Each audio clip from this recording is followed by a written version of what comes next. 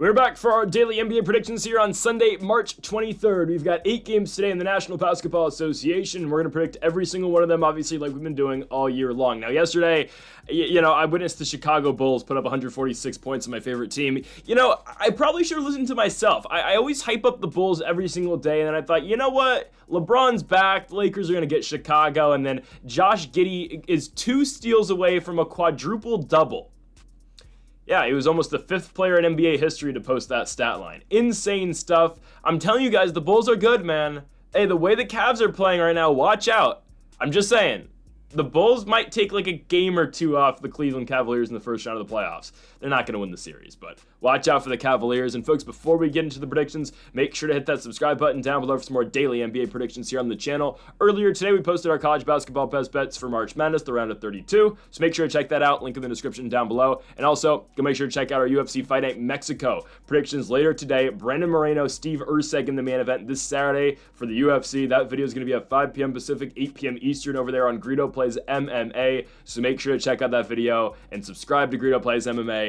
And also subscribe to this channel as well. Okay, on to the first of our 8 games today in the NBA. We start things off with the Detroit Pistons and the New Orleans Pelicans. Great. We'll see if Zion plays. Now, Williamson did not play the last game for the Pelicans, and I feel like that's what always makes Pelicans games so hard to bet on, because we had Pelicans spread their last contest because, the first time around, they played the Timberwolves fairly competitively. They play them again. It's not even a back-to-back. And Zion doesn't play. So obviously the Timberwolves, in a game where they started Joe Ingles, blow out New Orleans. What are we going to get out the Pelicans tonight, right? We know Trey Murphy's out for the season, but they have 3 starters tonight on the injury report. Yves Missy, the rookie out of Baylor, is questionable with right hip soreness. Alvarado, questionable due to an illness. And Zion Williamson, the biggest factor in all of this, questionable with the back injury. Obviously, and we are getting to that point in the season where teams are now just looking straight towards the end. And really just got to make sure you get out of this unscathed without injuries, right? There's only 15 or so games left in the regular season. The Pels know where they're at. I don't know if this many guys are on the injury report. I tend to think none of them are going to play, just because again, that's where New Orleans is at in this point of their year. Detroit's coming off a bad loss. They go to Dallas and lose to the Dallas Mavericks of all teams, keeping Dallas alive in the play-in race in the Western Conference. It's a really good bounce-back spot here, though, for Detroit. They return home to Michigan. Cade Cunningham is always excellent in every game the Pistons play, even in the loss to Dallas. Cade with 35 points. Tim Hardaway, I believe, is not playing this game. Yes, he's out due to a right ankle sprain. I feel like Jaden Ivey has to be somewhat closer to coming back. But regardless, in Hardaway's absence means that Malik Beasley will likely start. And I like Detroit to destroy the Pels tonight. Obviously, even better for the Pelicans, and it definitely will be a closer game if Williamson plays. But I think he probably won't. Didn't play the Minnesota game, and the Pels, again, are not going to rush anyone at this point with being a 19-52 team. Give me the Detroit Pistons to win the basketball game, and give me the Pistons to cover, minus 11.5. Not my favorite of the day, but I would take it, yes, Detroit on the spread. We go to our second game of the night, and we move to another prime blowout spot. Today's edition of Who Isn't Playing for the Utah Jazz? We have the Cleveland Cavaliers going on the road to Salt Lake City to take on the Utah Jazz. All right. I haven't even looked at it because guys, I'm gonna be honest, this is one of the games, I will look over these games before I come on and talk to you guys. This is one of the games where I automatically just take Cleveland spread. Trust me, the circumstances around the Cavaliers, they haven't won in 4 games. They're gonna blow somebody out now, and it's gonna be the Jazz. Over under 5.5 guys in the injury report for the Jazz. I'm gonna say under because they know they're losing already, so they don't need a tank. Let's see. All right, I'm going under 5.5. Let's see. It is gonna be over at 6. We count Taylor Hendricks, who's out for the year. So Hendricks out, obviously. John Collins out. Markkanen sick. Elijah Harkless out. Jaden Springer out. KJ Martin questionable. So again, this usually means one of Kessler or Sexton won't play because they got to keep the veterans out. Yeah, the Cavaliers will absolutely blow out the Jazz. It's full capture the flag mode. And for the Cleveland Cavaliers, 4 straight losses. Lost to the Magic, the Clippers, Kings, and Suns. So this West Coast trip has not gone well for the Cavaliers. They're now here in, what is Utah considered? The Rockies, I guess? Well, I don't know. They're in, Utah, and they're going to beat the Jazz. Just some bad nights for Cleveland. I mean, how the Phoenix game, Donovan Mitchell scores, 8 points?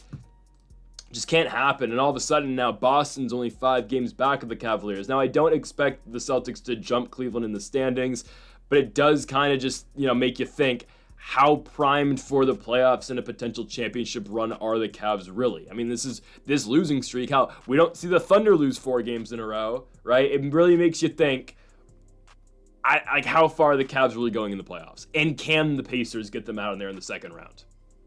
Can the Bucks do it, right? Hell, can the Bulls steal a couple games? I'm not going to tell you the Bulls are going to beat the Cavaliers in the playoffs, but can the Bulls send that series to 6? The way Chicago plays, it's very doable. I'm just saying. Yes, I still think the Bulls beat the Magic in the play-in in the 9 or 8-9 matchup, because we think the Hawks are going to beat the Magic in the first one. I don't know. I'm just saying. Anyways, the Jazz, they suck.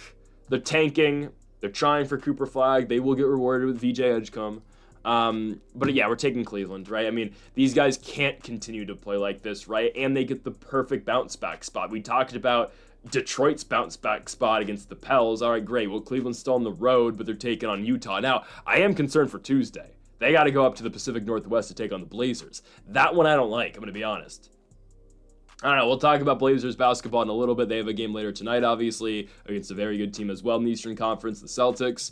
But the way Cleveland's playing right now, can they go into Portland and win? I don't know. It's just, this is not the direction you want to be going with only 15 games left in the season. They have time to turn it around, but man, the dominance they showed, they're 56-10.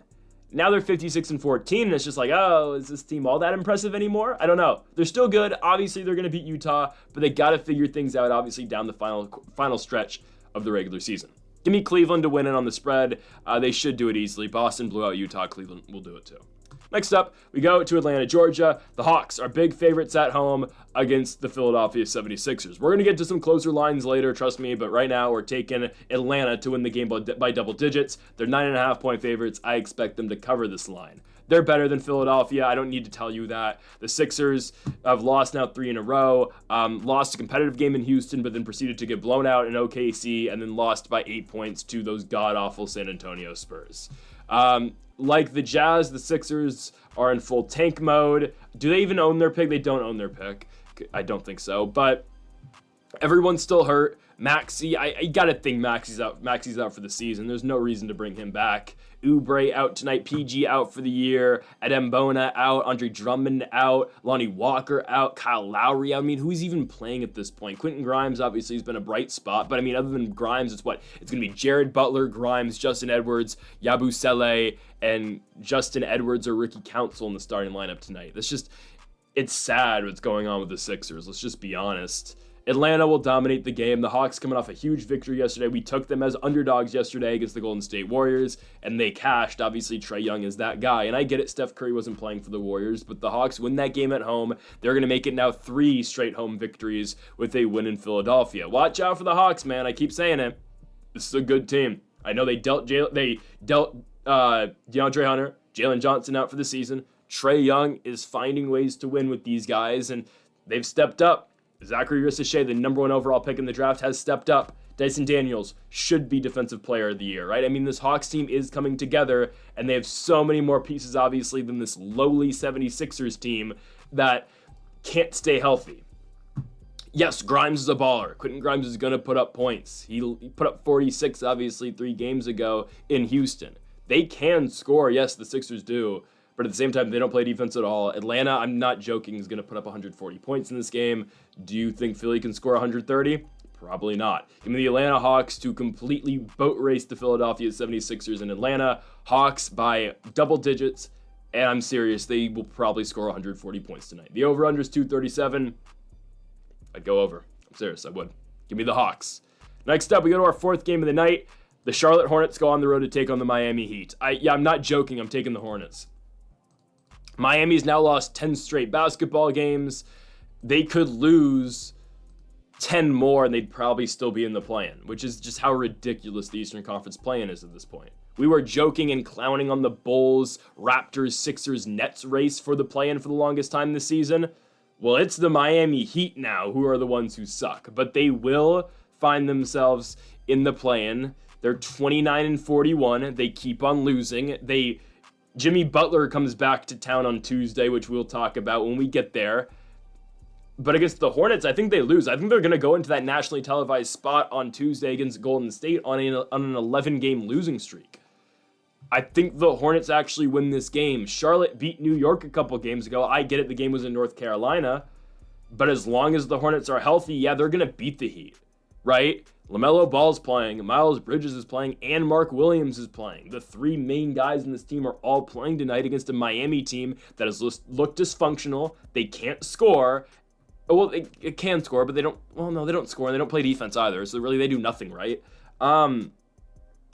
Yeah, they played the Rockets close the other day, but they still lost. And they have injuries too. Bam Adebayo and Tyler Hero are questionable tonight. Hero with a hip injury, and Adebayo with a sprained left knee. Who even knows if these guys play? So if Hero and Adebayo don't play, yes, Andrew Wiggins can score. He dropped 30 in the Houston game, but I don't trust the Heat with just Andrew Wiggins to win. They already have injuries, obviously, with their bench, and then you take away their two All-Stars. Nah, I'm taking Charlotte. I don't care they're on the road. It's a game that I feel like Melo, Bridges, and company, Mark Williams, can go out there and win. The Charlotte Hornets are good in spots. This is one of the spots that I think they do win. They're going to get their 19th win of the season. Hell, Charlotte, they beat Miami in this losing streak. And it was in Miami too. Yeah, they did it on March 10th. The Hornets came into town, beat them 105-102. Miles Bridges with 35 points. LaMelo had a double-double. Yeah, I mean, guys, the Heat haven't won a game since March 3rd over the Wizards. Shout Washington. But I'm serious, if you take away Bam Adebayo, that's really brutal, because Adebayo's been doing everything. Yeah, Khalil Ware, he starts as well, and Khalil Ware is the other big for them, but I just, Khalil Ware is no Bam Adebayo. He's not the scoring threat that Bam is.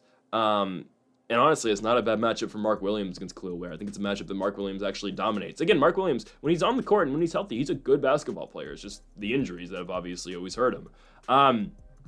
Taking the Hornets over an injured Miami team. It's a spot the Hornets can definitely win. They beat the Heat already in this Miami losing streak. Give me the Charlotte Hornets to go to South Beach and beat the Miami Heat. It's our underdog pick today, plus 135, plus 3.5 on the spread. Take either or. Give me the Charlotte Hornets in Miami over the Heat. We go on to our fifth game of the night. We get pretty much even money here in Toronto, Ontario, Canada, between the Toronto Raptors and the San Antonio Spurs. I really like the spot for the Raptors. I get it. San Antonio has actually won 3 out of their last 4, the only loss being to the Lakers, wins over the Pelicans, Knicks, and 76ers. Obviously, the Sandro Mamukelashvili, I always butcher his name, the big game that Mamu had over the Knicks, where he dropped 34 points in 19 minutes.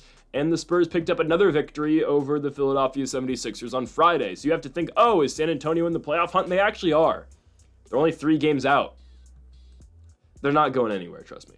They're losing this game to the Raptors. The Raptors, they were hot. They had a streak where they had won 6 of 7. They have now proceeded since to lose 3 in a row to the Blazers, to the Suns, and to the Warriors. The other night, obviously, the game where Steph got injured. 3-game losing streak on the road, all right. It could have been worse.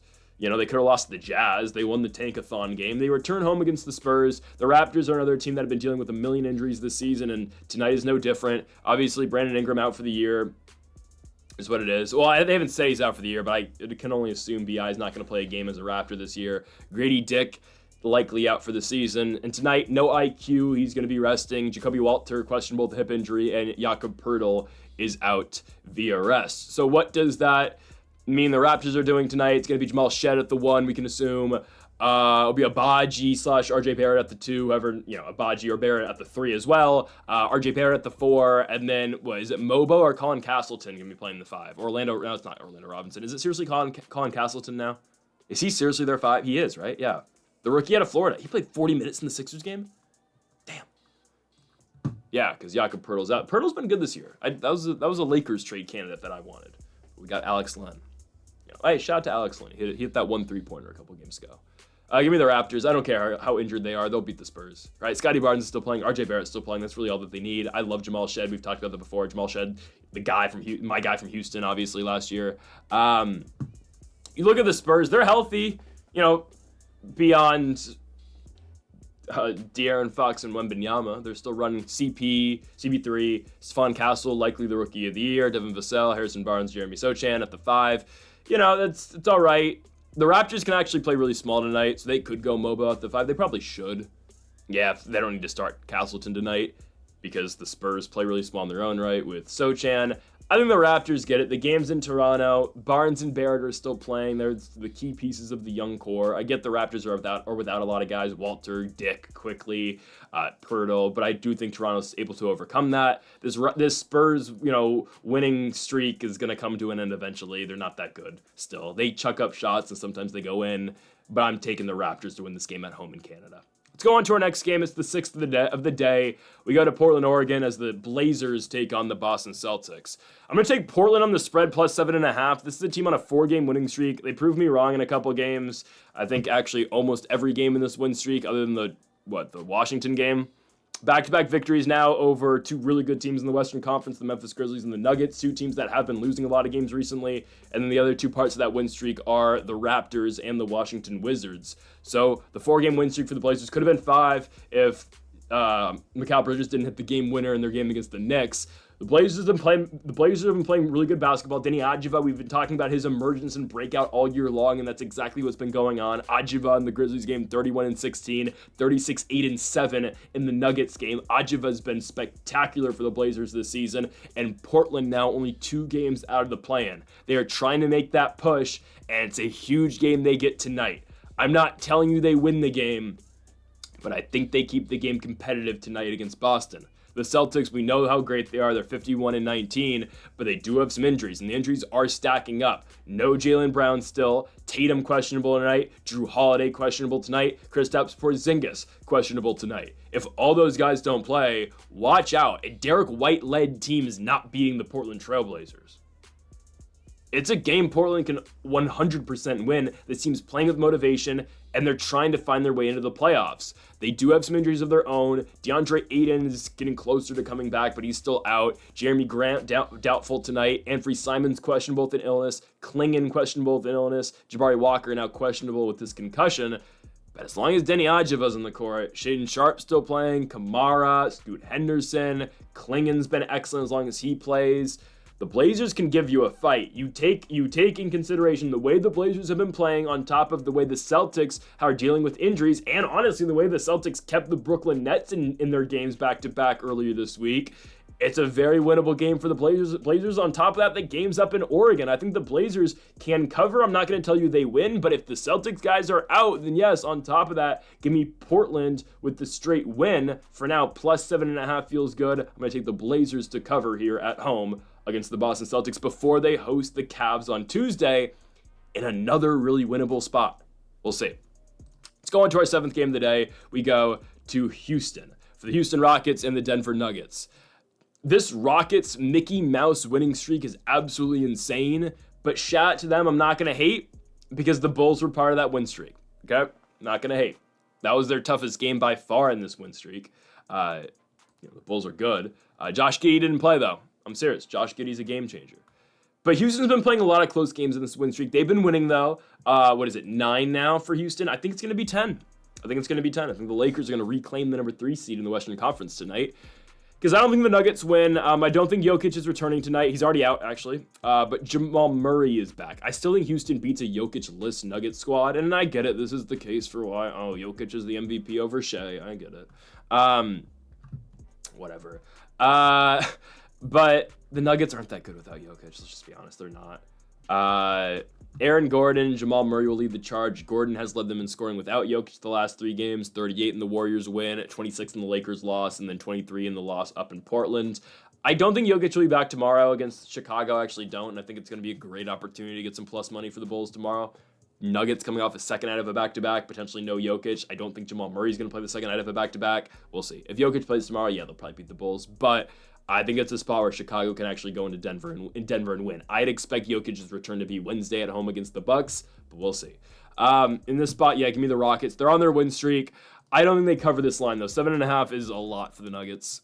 I don't think they're going to get blown out. I just think they lose, right? I mean, I saw this team beat the Warriors without Jokic, and the Warriors, that was still, that's still a good Curry and Jimmy Butler-led Golden State squad. Aaron Gordon can score. Russ is good in spots, and Jamal Murray does return tonight.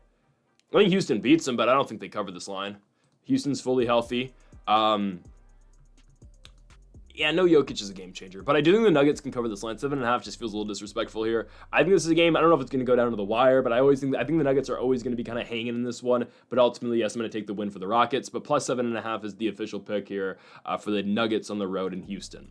We go on to our final game of the night, and we go to the Intuit Dome, Los Angeles, California, as we have the Los Angeles Clippers taking on the Oklahoma City Thunder. I'm taking OKC on the spread, minus 3.5. That should come to the surprise of absolutely nobody. It's another Shai Gilgeous-Alexander revenge game. I mean, who would trade the best player in the league? And I get it, they didn't know he was going to be this good, but for Paul George and 5 first-round picks? Crazy. The Thunder are dealing with injuries. No Jalen Williams tonight, maybe no Lou Dort, who knows? Doesn't matter because SGA is just that great. We've talked about it, and I'm going to continue to talk about it. The Thunder have already clinched the 1 seed, and we're still in March. The only thing they're playing for the rest of the season is for Shai's MVP. That's literally the only thing they're playing for at this point. I don't know if you guys noticed, they're getting Shai's assist numbers up recently. He's passing the ball a lot more. Shai's got that assist average up from 5 to now 6.5. If you can get that to 7, and Shai's averaging 33, 5, and 7, that looks way better than 33, 5, and 5 that he was averaging a couple weeks ago. It's his award to lose. I don't think he's going to lose it at this point. I mean, Jokic is injured too, so who knows how many games he's going to play for the rest of the season.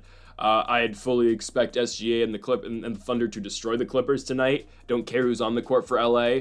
Norm's back. Harden's always playing great ball this year. Zubac has been pretty solid, and Kawhi can be good in spots, but the Thunder are the best team in basketball. No J-Dub, no Lou Dort, that's fine. They have depth. It'll be Shai, Cason Wallace, probably Aaron Wiggins. They'll probably just go double big. No, not against the Clippers. You can't go double big. They'll go... might honestly just go small. No, they'll probably go Kenrich Williams and then Chet at the 5 and Hardenstein just come off the bench. That's okay. Just expect another big Shai night. Shai's production has continued to go up, obviously, with the J-Dub injury. And I told you guys when the injury happened, I said, all right, this is just going to show how great Shai Gilgeous-Alexander is. You take away his one all-star, and he's still dropping 40 points, and he's still beating these teams. And yeah, their last game was the Hornets, but they still beat them by 40 points. That's just what SGA does. He's the best player in the sport, and he's going to continue to show that tonight. On paper, sure, the better starting lineup tonight is the Clippers with the Thunder's injuries, but the best player on the court plays for OKC, and the Thunder are still 58-12, guys.